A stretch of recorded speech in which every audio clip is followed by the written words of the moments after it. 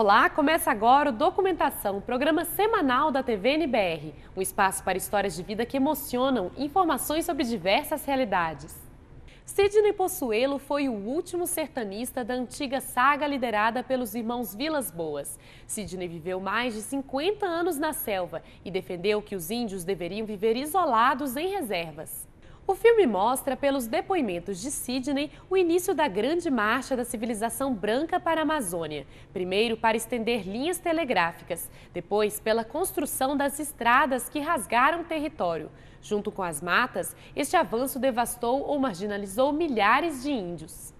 Sidney Possuelo, Uma Vida Amazônica. Filme de Roberto Stefanelli, uma realização da TV Câmara. Vamos assistir.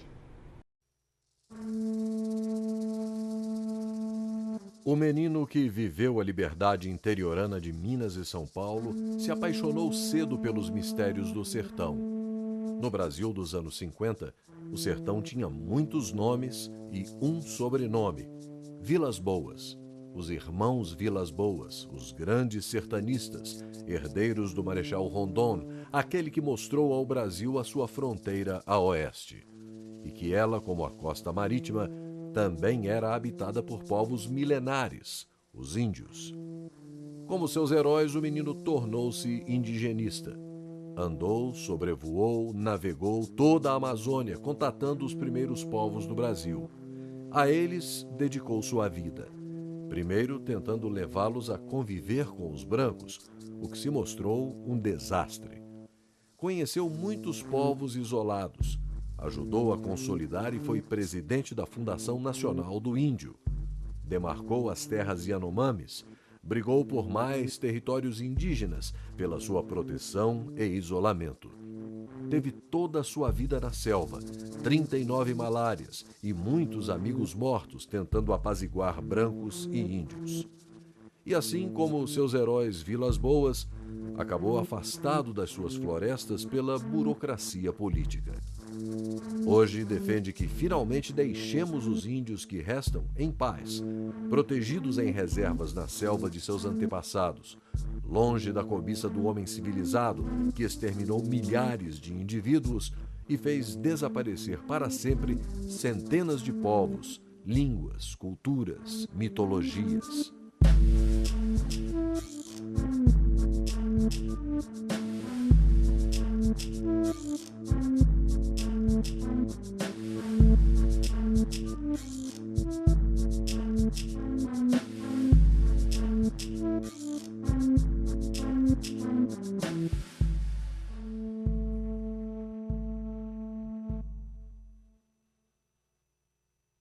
Ao fazer 16, 17 anos de idade, eu vou em busca de conhecer os sertanistas mais famosos do Brasil, que eram os Vilas Boas.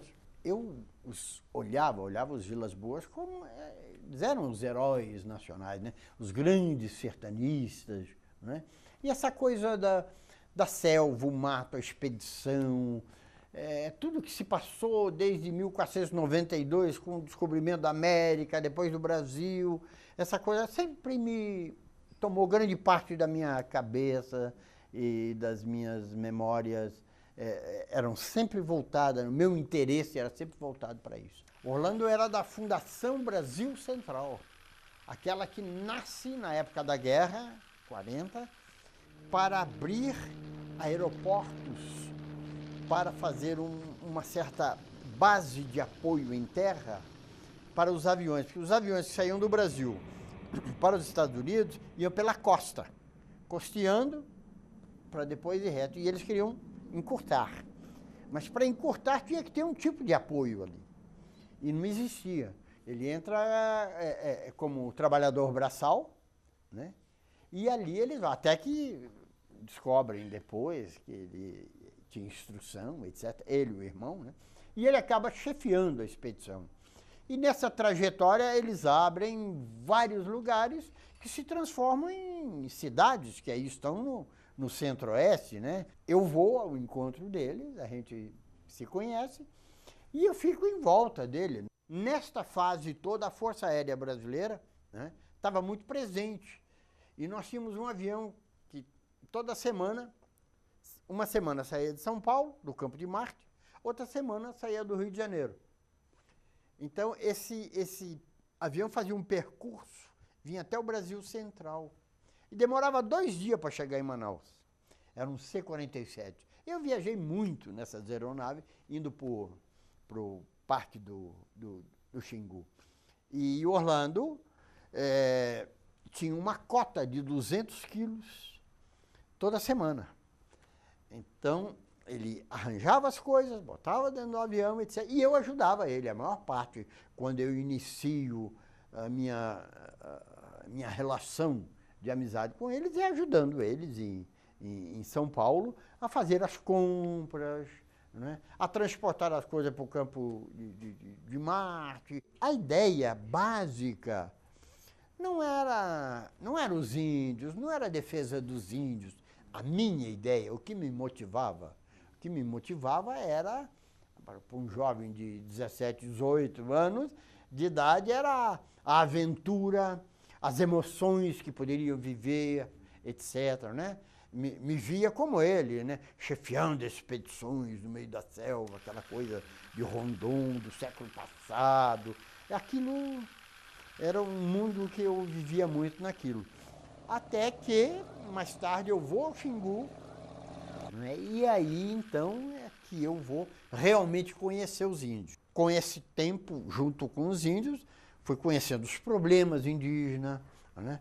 As questões de saúde, as questões da terra, a dificuldade que eles tinham em fazer valer as suas necessidades, né? Enfim, comecei a ver o drama e a sentir o drama dos povos indígenas. E aí nasce uma relação, eu diria, de grande afeto de mim para com esses povos. E aí eu passo a vida inteira nisso.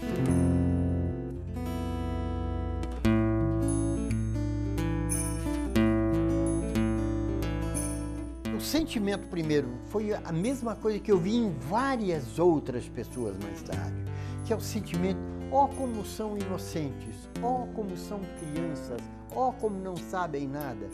Isso era parte da minha desinformação. Né? E todos os que vão e têm esse sentimento são pessoas que estão desinformadas, não sabem que estão diante de pessoas, homens, mulheres, senhoras, que têm um universo cultural muito grande, donos de uma língua, senhores de uma história muito interessante, muito mais larga no tempo do que a nossa. Nossa história tem 508, 9 anos aqui no Brasil, ou alguma coisa assim, né?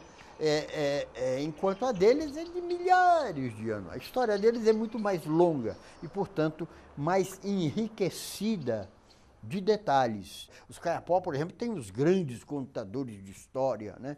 À noite, à beira da fogueira, assim, eles vão contando história e está todo mundo sentado em volta, né?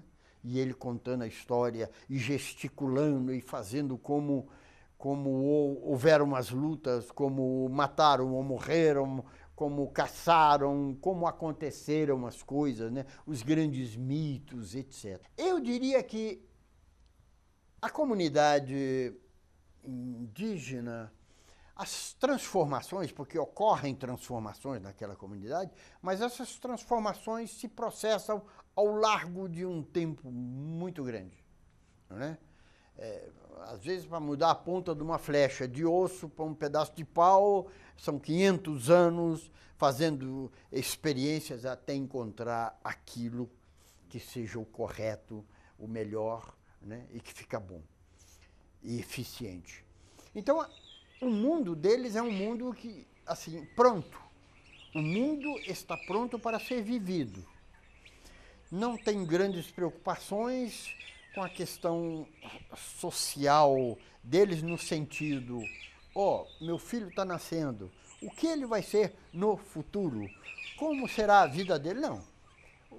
Meu filho vai ser o que eu fui, o que meu pai foi, o outro foi, etc. Então, é um mundo onde as transformações se processam num ritmo muito vagaroso. Enquanto que o nosso é um mundo absolutamente inquieto e irrequieto. O que é verdade hoje, amanhã é totalmente desmentido. As transformações sociais, econômicas, políticas ocorrem numa velocidade extraordinária e as nossas descobertas, a ciência, a tecnologia, a genética, enfim, o descobrimento do universo, do mundo inteiro, cada vez mais amplo. Então, veja só, a cabeça nossa como funciona, com toda essa movimentação, essa transformação permanente, constante, não é? Com mais-valia, com dinheiro, com leitura, enquanto o outro, uma sociedade mais estável, onde as transformações ocorrem muito mais lentamente, onde cada lugar de cada indivíduo que nasce está ali, guardado, separado para ele, onde não existe mais-valia, onde não tem dinheiro, onde as necessidades são as elementares que os homens precisam. É ter uma casa, dormir quentinho, se alimentar, e aquele universo mítico, fantástico deles, que eu acho que talvez seja uma das grandes forças dos povos indígenas, seja, né, esse universo mítico. Imaginar a cabeça de um índio, se a gente pudesse ver por dentro os neurônios, as imagens que se processam ali dentro, né, naquele universo. Eu digo isso porque a nossa ideia deles é de um mundo parado, um mundo só tem árvore, rio. O que esses caras pensam? O que eles fazem? Somente mais tarde, quando entram em confronto conosco, é que, ou em contato ou confronto, é que começa a aparecer novas necessidades que nós levamos a ele. A necessidade de vestir, de roupa, de ferramentas, de acesso, de estudar, de novas doenças que são introduzidas. Então, tudo isso altera aquele universo que estava... É uma violência... É uma violência terrível, né?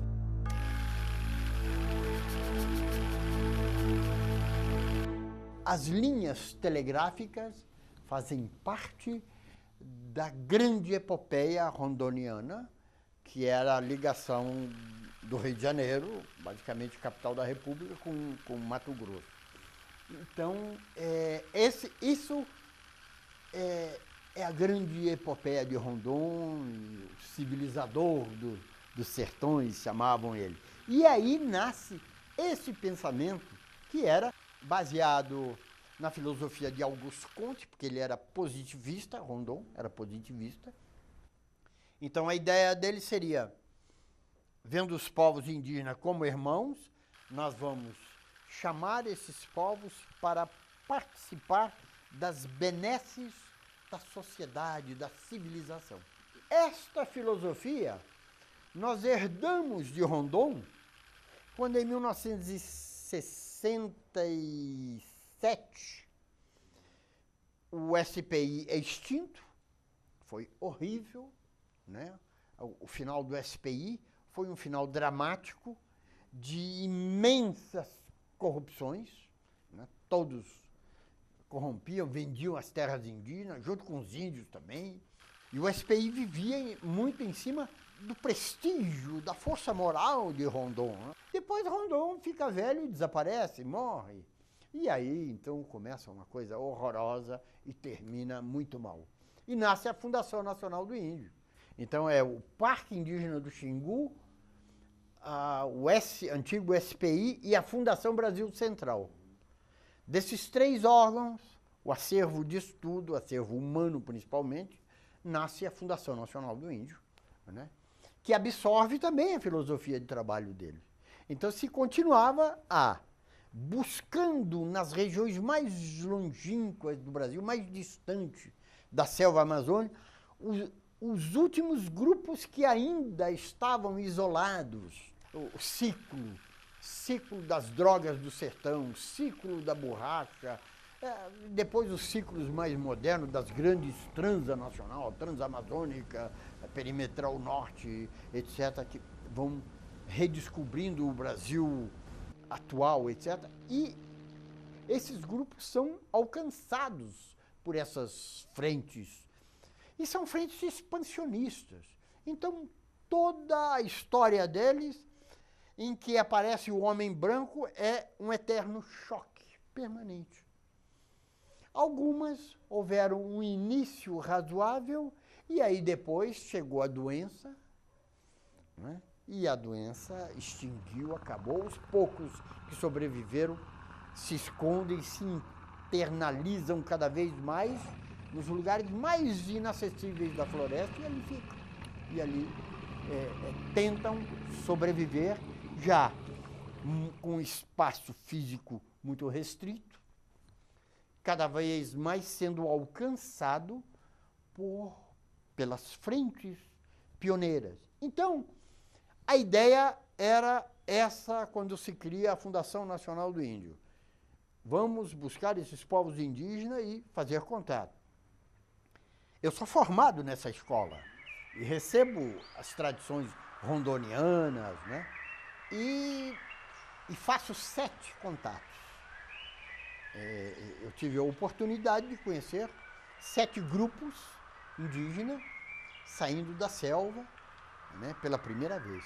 Esses grupos, você vê esses povos no seu primeiro momento de contato, aquela turma de homens bonitos, nus, emplumados, entende? Altivos, entende? Muitas vezes reagindo, entende? Te apontando flecha, até ameaçando, etc. Depois, você começa a encher eles de bens, machado, isso, miçanga, panos, roupas. E um ano depois ele está, a gente diz, com a espinha quebrada, entende? Ao quebrado na sua presença, tipo subordinado a você e a outros interesses. É triste você ver isso. Isso quando ele sobrevive, porque normalmente sobrevive só uma parte. A outra parte era tida como normal nos contatos de antigamente. Era normal que morresse 30%, 40%, 50%. Houveram casos em que comunidades inteiras desapareceram. Comunidades inteiras, sobrando 2, 3, 4, 5 pessoas. Então isso era tido como normal. E foi fazendo esses contatos que eu cheguei à conclusão que nós procedíamos erradamente. Esses povos não têm que ser contactados. E há um sentimento generalizado no campo, na cidade, em todo lugar, um sentimento perverso com relação aos povos indígenas. As pessoas não conseguiram, estão cada vez mais egoístas na sua visão e no seu sentido de viver, entende? Para mim, eu devo viver já, agora eu necessito disso, e que se dane. O futuro é hoje, não terá um futuro amanhã.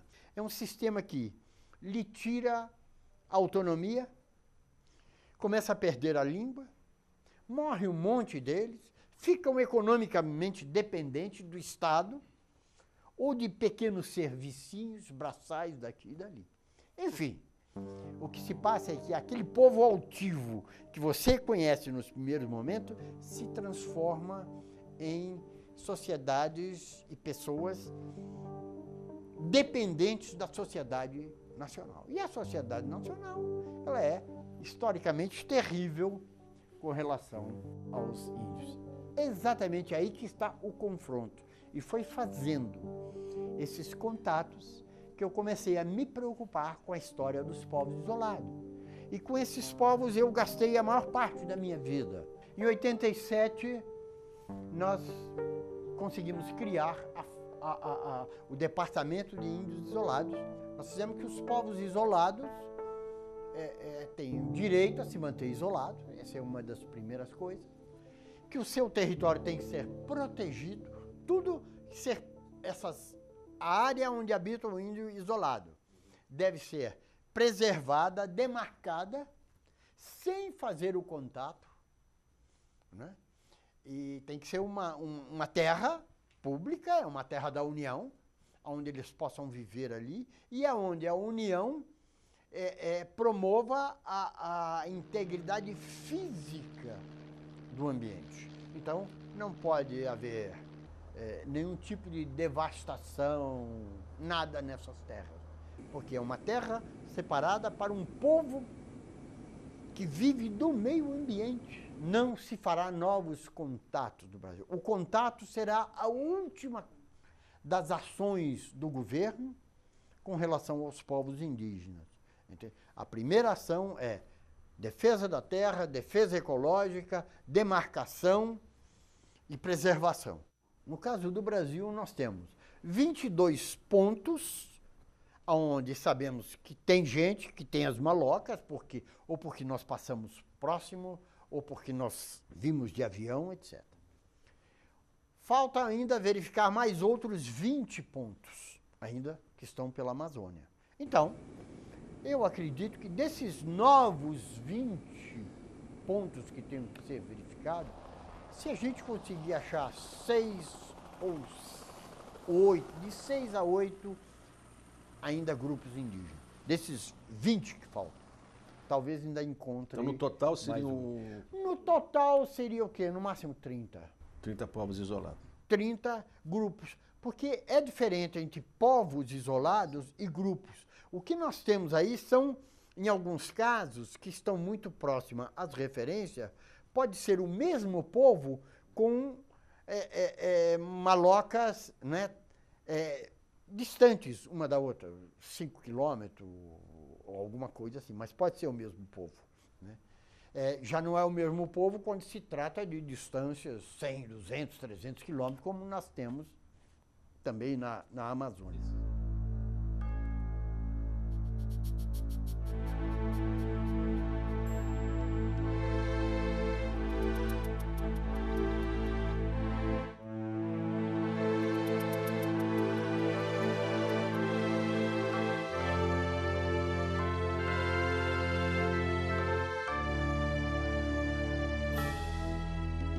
Os curubas foram extremamente perseguidos, né? Um pequeno grupo. A história desse grupo ela também é muito interessante porque, na verdade, é um grupo de 22 pessoas.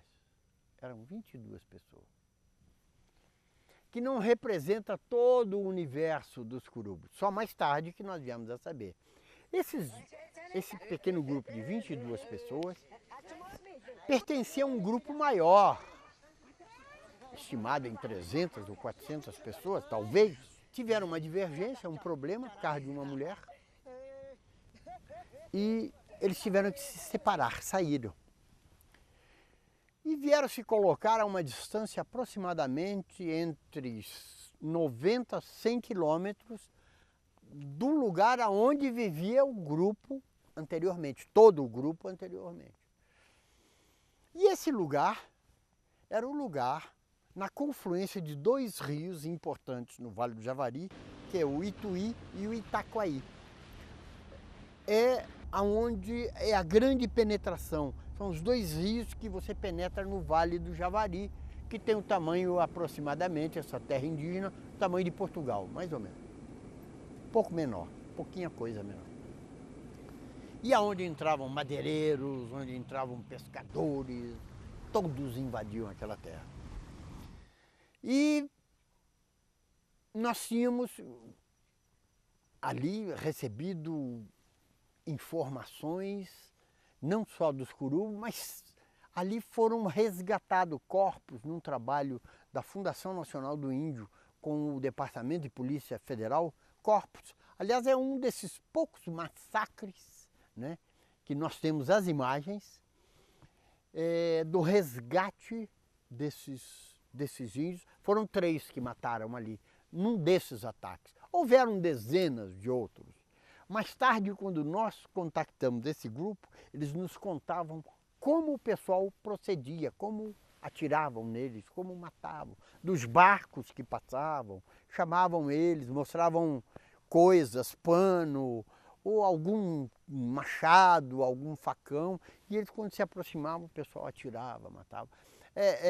Isso se repetiu na nossa história ao longo desses 500 anos, muitas vezes. O fato é que esse caso com os curupos foi ontem. Foi ontem, né?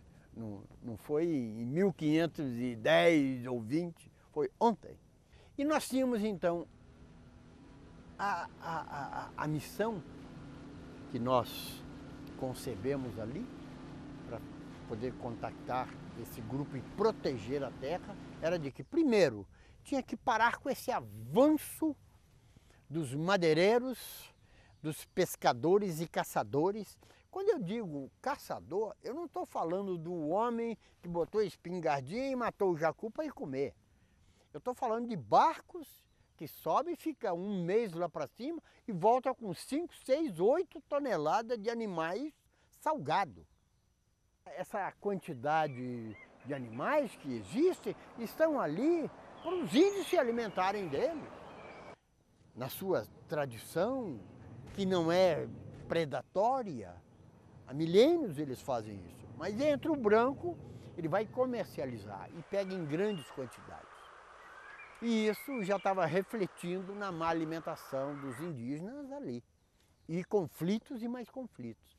Então nós fomos para lá e resolvemos, vamos fechar esses dois rios. Então o ponto vai ser essa confluência dos dois rios ali.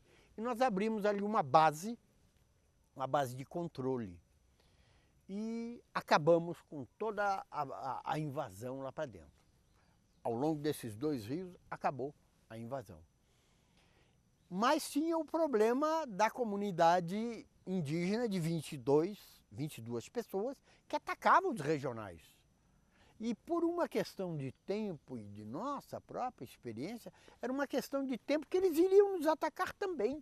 Esses grupos indígenas, eles perambulam nas áreas que tradicionalmente foram deles. Então eles não sabem que daqui para lá é terra indígena, daqui para cá não é mais. Então eles atacavam e atacaram várias pessoas. Eu conto isso porque, para você ver como a questão era de acirramento e um conflito permanente. Entende? Você vai encontrar depoimentos de muitos brancos, que são depoimentos pungentes. A filha do cara, meu pai foi morto assim, aí a cabeça foi esfacelada, cortaram o braço, fizeram isso, fizeram aquilo. Né? Um morto. Porque nós contamos os nossos mortos. Nós fazemos a história, escrevemos e dizemos. Mas do lado dos índios não conta a história. Eles não contam os seus mortos ali.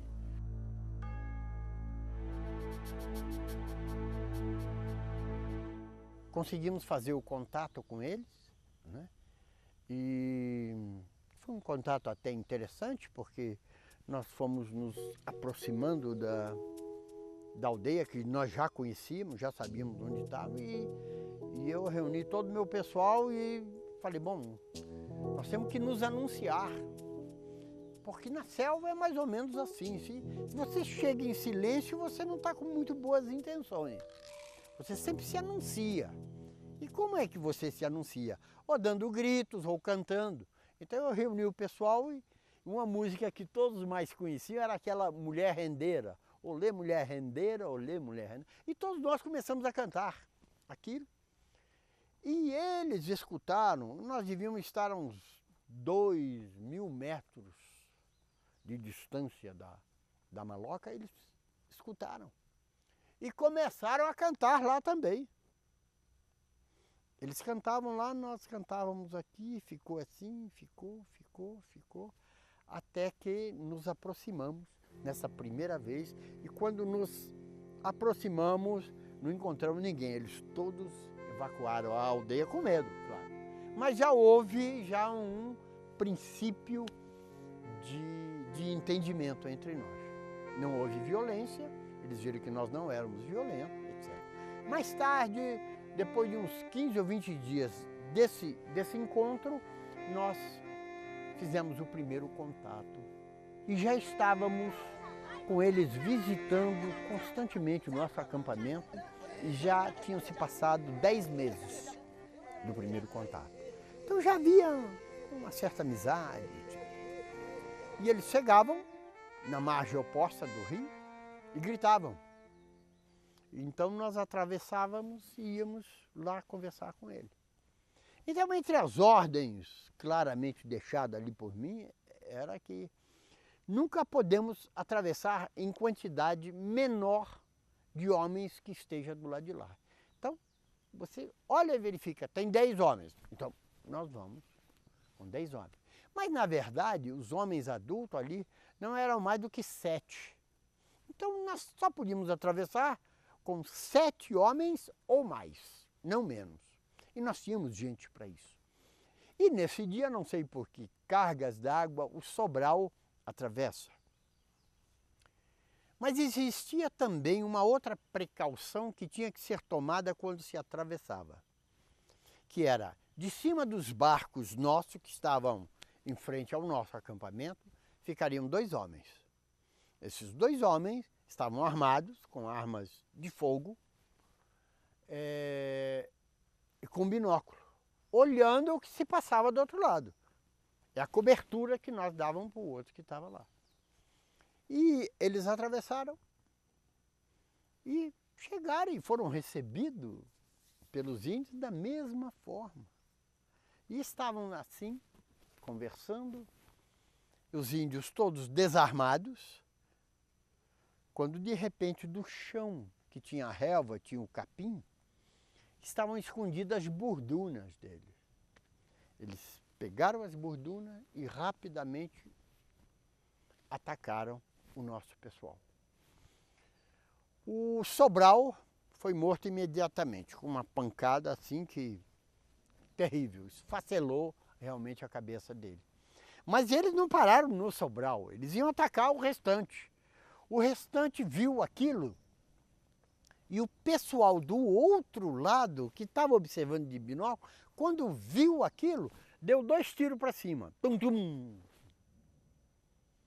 E aí eles pararam. Esse paradinho deles deu tempo para o resto do pessoal se jogar dentro d'água e atravessar o rio. Pegar o barco, outros nadando, enfim, todos atravessaram. Muitas vezes, conflitos podem surgir fora da presença do posto, a quilômetros de distância. Ele encontra com um grupo de caçadores ou pescadores e entra em confronto e acontece algum problema com eles. Eles rapidamente vêm e pegam você para se vingar em você de uma coisa que você nem sabe o que pode ter passado. Isso é uma das hipóteses. Nós já sabemos quem foi que bateu nele com a borduna, mas não sabemos o motivo ainda, nós não sabemos. Talvez com o tempo, mais tarde, agora que sedimenta relações melhores com eles, né? Melhores eu não sei, porque eles não estão muito bem, começaram a ser levados para cidadezinhas da região, próxima, etc. E me parece que o destino deles seria o destino comum de todos esses povos contactados, que é sempre lastimável, sempre ruim.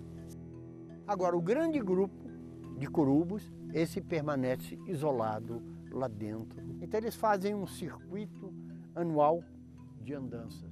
Se você nesse circuito não fizer nenhum movimento para contactá-lo, é possível mantê-los e deixar, mas não é mantê-los, é deixá-los nesta situação que é melhor do que os conflitos gerados pós-contato.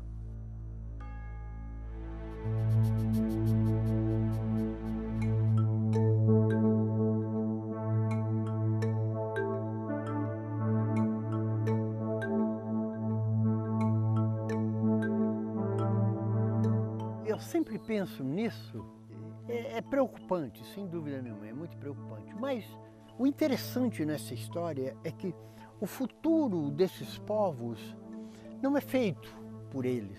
O futuro deles depende de nossas decisões.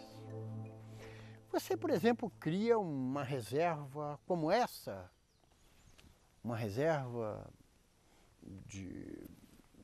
para preservar o meio ambiente, as florestas, os animais, o cerrado. Ela é válida? É válida. Quanto tempo ela dura? Bem, ela dura o tempo que nós quisermos que ela dure.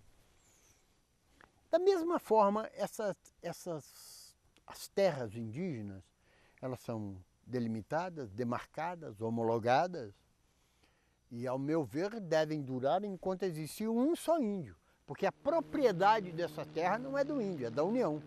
E os povos indígenas têm usufruto permanente dela. É uma das coisas que mais me alimentou para a demarcação das terras indígenas, é exatamente isso, esse conceito. Ela deixa de ser terra devoluta e passa a ser patrimônio da União. Já 2 ou 3 constituições determinam que a União demarque as terras indígenas em 5 anos. Nenhuma se conseguiu fazer isso. E nós temos as 3 categorias de índios, que são os isolados, aqueles que nós não temos conhecimento quase que nenhum ou pouquíssimas informações.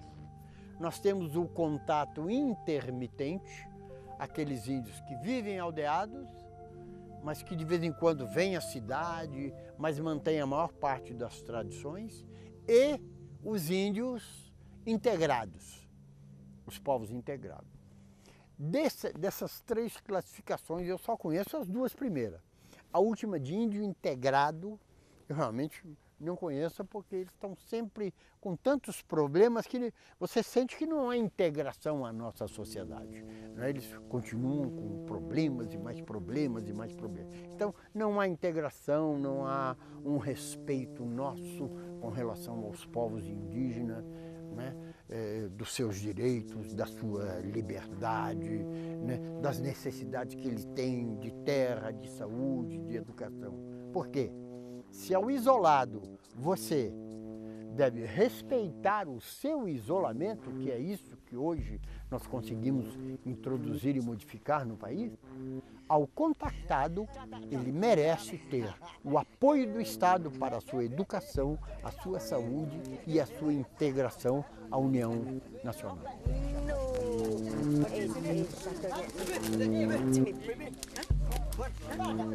Eles são importantes porque são uma sociedade única que permaneceu viva até hoje e está aí. Mas a importância deles é serem senhores de uma história, donos de uma língua e serem etnia, e serem humanos como nós e fazerem parte do universo de humanos que somos nós, todos nós.